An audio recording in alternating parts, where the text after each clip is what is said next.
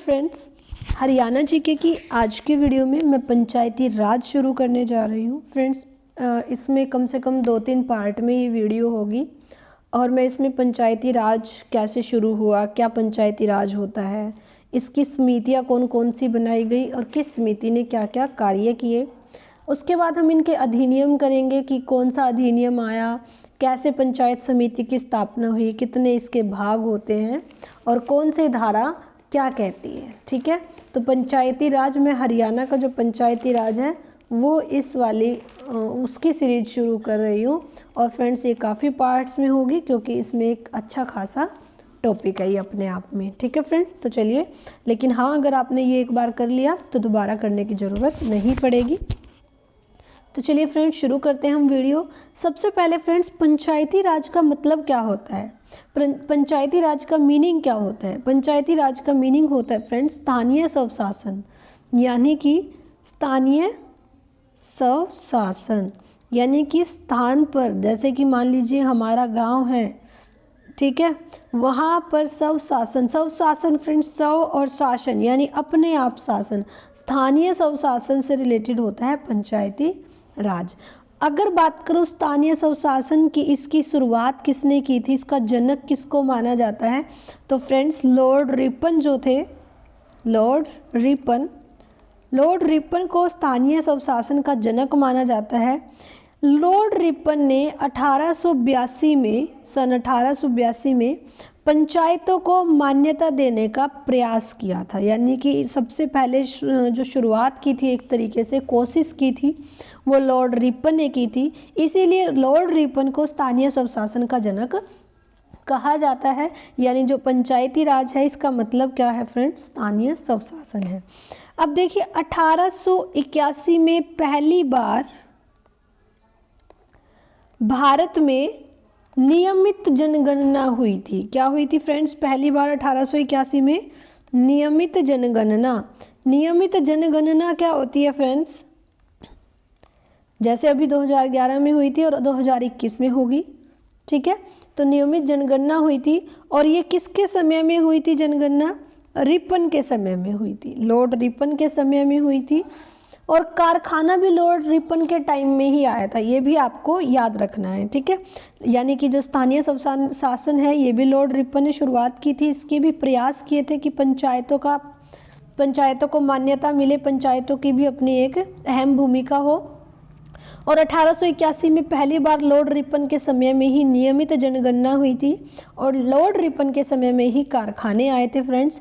और रिपन को क्या कहा जाता था फ्रेंड्स, रिपन कैसे व्यक्ति थे, तो ये उदारवादी थे। क्या थे फ्रेंड्स, उदारवादी। ये उदारवादी वायसराय होते थे। ठीक है, अगर बात करूं भारत में सबसे पहले पंचायती राज कब आया था या कहाँ आया था, तो फ्रेंड्स भारत में सबसे पहले, देखिए मैं हरियाणा में बात नहीं कर रही, भारत में बात कर रही हूँ।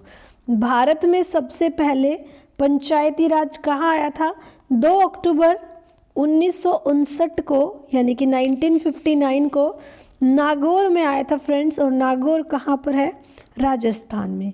इसका मतलब सबसे पहले कहाँ हुआ था पंचायती राज का शुभारंभ, ये हुआ था 2 अक्टूबर 1959 को नागौर राजस्थान में हुआ था। और इसका शुभारंभ किसने किया था फ्रेंड्स, जवाहरलाल नेहरू जी ने किया था, जवाहरलाल नेहरू जी ने। ये पॉइंट्स आप साथ साथ नोट करते चलना अपनी लैंग्वेज में, जैसा आप लिखना चाहे। जवाहरलाल नेहरू जी ने पंचायती राज एक्ट जो आया था इसका शुभारंभ किया था। और इन्होंने कहा था, यानी कि जवाहरलाल नेहरू जी ने जो लाइन्स बोली थी वो लाइन थी कि आज गांधी के राम राज्य का सपना पूरा हो गया। आप सबको पता है 2 अक्टूबर को हम गांधी जयंती मनाते हैं, तो इन्होंने क्या कहा था कि आज गांधी जी के राम राज्य का सपना पूरा हो गया है। तो अगर आपसे ये भी पूछ लिया जाए ना कि आज गांधी जी के राम राज्य का सपना पूरा हो गया है, ये किसने कहा था, तो आपको ये भी ध्यान रखना है कि ये जवाहरलाल नेहरू जी ने कहा था। कब कहा था, जब इन्होंने पंचायती राज का, जो कि नागौर राजस्थान में 2 अक्टूबर 1959 को आया था, उसका शुभारंभ किया था। ठीक है फ्रेंड्स, चलिए आगे देखते हैं। फ्रेंड्स जवाहरलाल नेहरू जी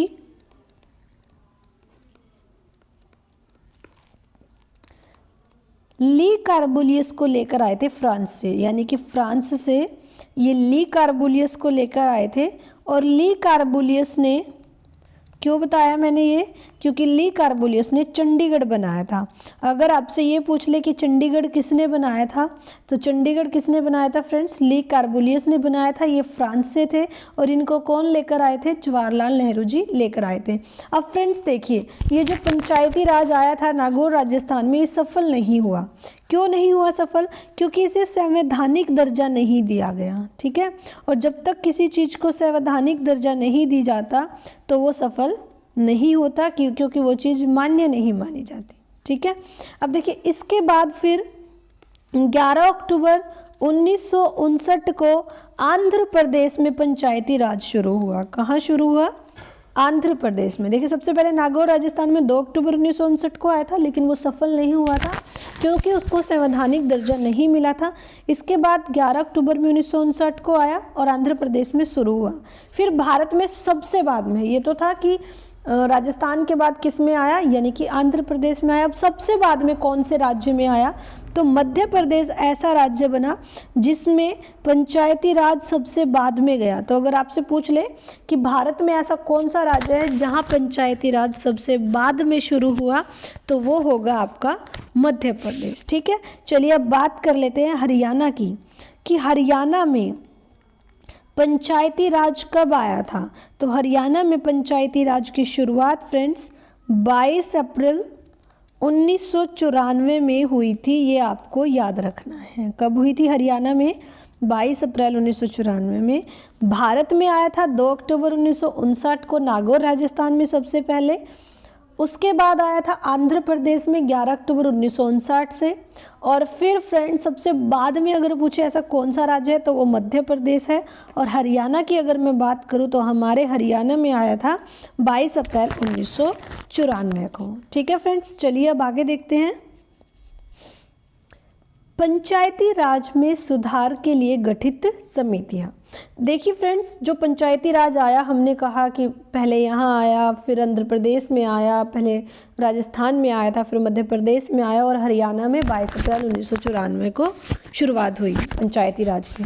अब जो पंचायती राज आया उसमें कुछ सुधार की ज़रूरत पड़ी और उस सुधार के लिए समितियाँ बनाई गई, समितियों का गठन किया गया। तो मैं वो जो 5 समितियाँ आई थी, तो मैं आपको वो 5 समितियाँ कराऊंगी। तो चलिए शुरू करते हैं। पहली समिति थी फ्रेंड्स बलवंत राय मेहता समिति। क्या थी, बलवंत राय मेहता समिति। जो बलवंत राय मेहता समिति थी ये 1957 में आई थी। कब आई थी फ्रेंड्स, बलवंत राय मेहता समिति 1957 में आई थी।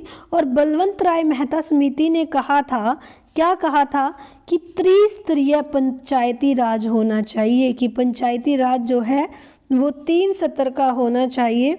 सबसे पहले बलवंत राय मेहता समिति ही आई थी। तो अगर क्वेश्चन ये आ जाए पंचायती राज में सुधार के लिए गठित समितियों में सबसे पहले कौन सी समिति आई थी, तो बलवंत राय मेहता समिति आई थी। और इसने कहा था कि पंचायती राज त्रिस्तरीय होना चाहिए। त्रिस्तरीय कौन कौन सा फ्रेंड्स, निम्न स्तर, मध्य स्तर और तीसरा फ्रेंड शीर्ष स्तर।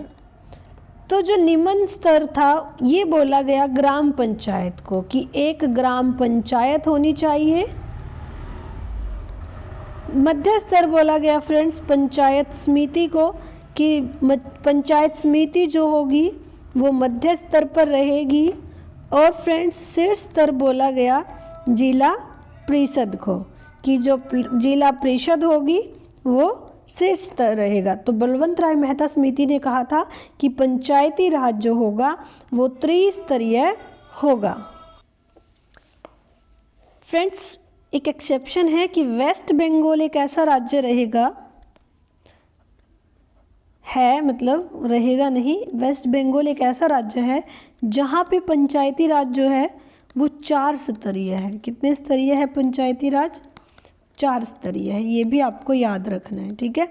जो बलवंत राय मेहता समिति आई थी उसने क्या कहा था कि जो पंचायती राज होगा वो त्रिस्तरीय होना चाहिए, निम्न स्तर, मध्य स्तर और शीर्ष स्तर। चलिए अब दूसरी समिति देखते हैं। इसके बाद आई फ्रेंड्स अशोक मेहता समिति, ये भी एक इम्पोर्टेंट समिति आई थी, अशोक मेहता समिति। कब आई थी फ्रेंड्स, बात करूं तो ये आई थी 1977 में, और इसने ये कहा था कि पंचायती राज 2 स्तरीय होना चाहिए। कितने स्तरीय होना चाहिए, 2 स्तरीय। कौन कौन से 2 स्तर फ्रेंड्स, पहला इसने कहा था जिला परिषद होनी चाहिए, और दूसरा इसने कहा था कि मंडल पंचायत होनी चाहिए। क्या होनी चाहिए, मंडल पंचायत होनी चाहिए। और अशोक मेहता समिति ने कहा था कि पंचायती राज का कार्यकाल, क्या कहा था फ्रेंड्स, कि जो पंचायती राज है उसका कार्यकाल कितने वर्ष होना चाहिए, 4 वर्ष होना चाहिए। जबकि आपको पता है अभी पंचायती राज है उसका कार्यकाल एट प्रेजेंट में 5 वर्ष का है ना, हर 5 साल बाद हम सरपंच के इलेक्शन कराते हैं, ठीक है। जबकि अशोक मेहता समिति ने कहा था कि पंचायती राज का कार्यकाल 4 वर्ष होना चाहिए, और ये कितने स्तरीय होनी चाहिए, 2 स्तरीय होनी चाहिए।